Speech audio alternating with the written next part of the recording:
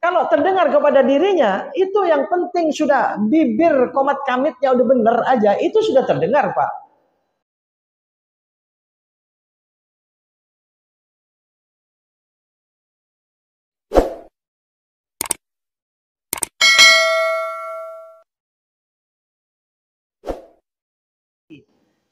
Jangan dimaknai terdengar kepada telinganya ya.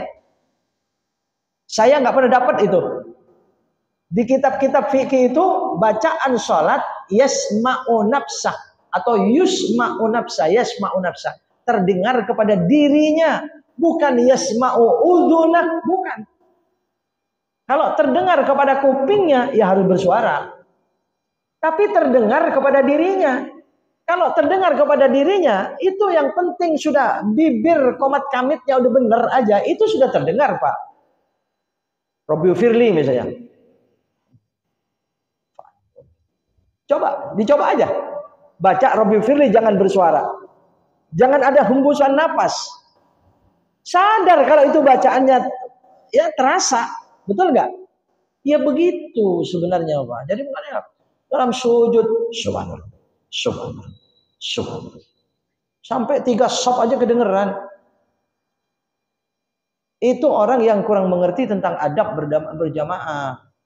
Makanya tolong benahi yang demikian. Itu satu ya, dari arah orang yang semacam itu. Sekarang arah kitanya.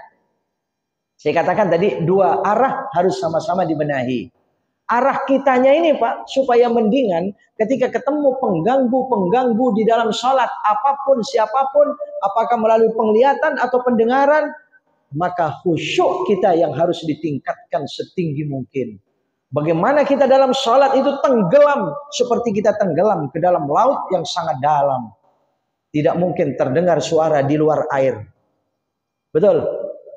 Di permukaan laut ada suara apa? Tidak akan pernah terdengar di dalam laut itu. Karena kita ketika Allahu Akbar bersama Allah. Bersama Allah. Makanya para ulama banyak dikisahkan, mereka itu ada masjid ambruk aja. Gak tahu dia apa.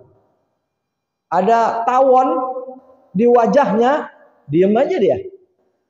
Kalau kita gimana? Ada nyamuk. Lah iya. Salat depan televisi, siaran langsung bola. Gimana kira-kira? Separuh-separuh bacanya, separuh dengerin, separuh baca. Makanya bisa keliru rakaat, keliru sujud, keliru bacaan. Betul. Jadi mari benahi khusyuk kita. Kalau kita betul-betul tenggelam dalam khusyuk, mau anak kecil bercanda rame seperti apa, enggak masalah, Pak. Biarin aja, kita concern betul dengan itu. Tapi kan mulut baca Rabbi firli warhamni, kupingnya dengerin, ya udah terganggu. Ya. Jadi kalau saya ini banyak pertanyaan di mana-mana semacam ini, Pak.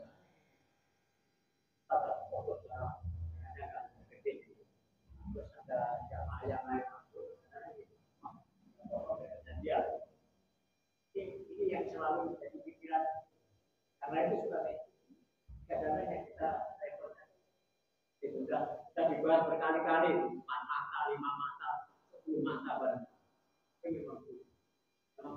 Ya.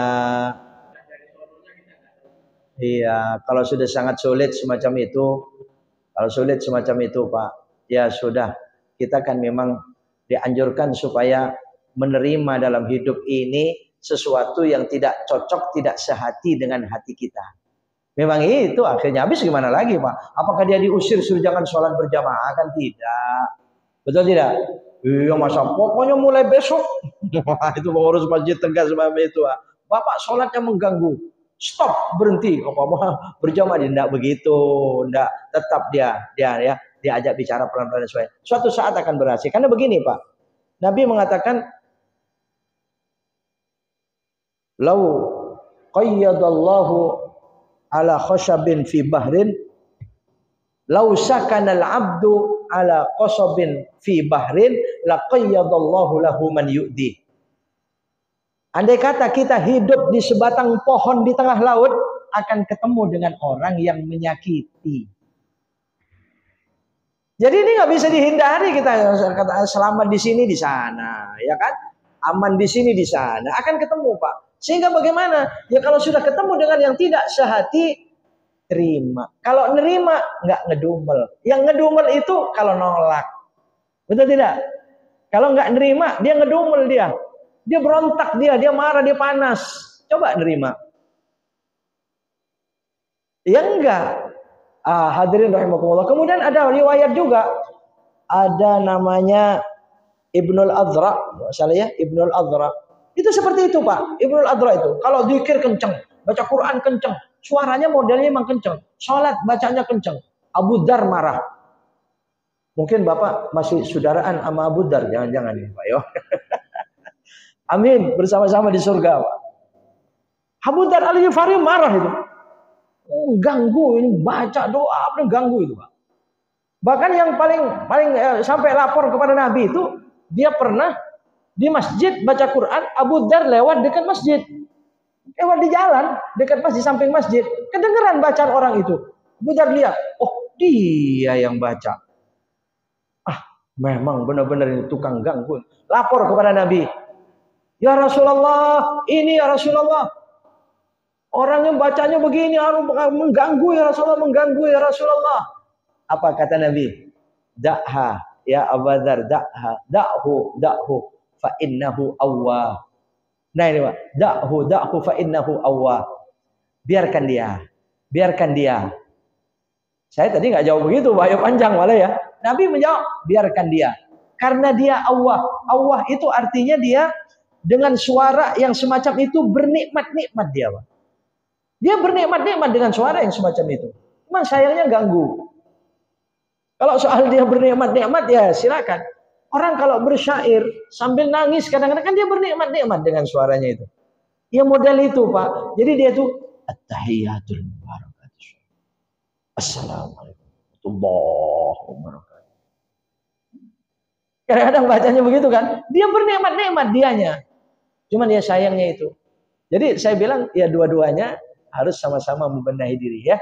Dia juga terus diajak bicara Pak. Kalau ada orangnya saya ingin bicara juga.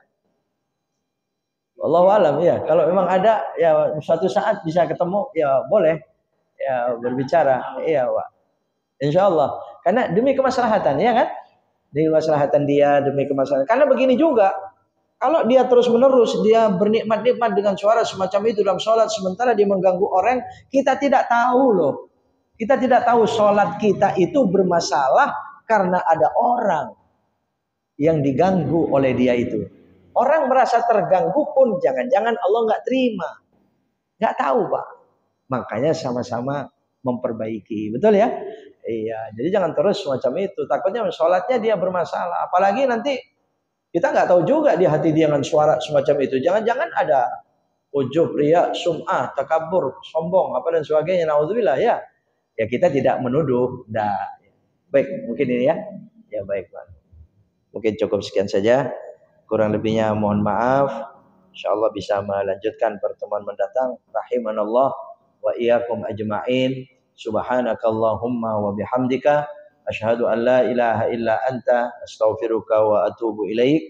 Wassalamualaikum warahmatullahi wabarakatuh.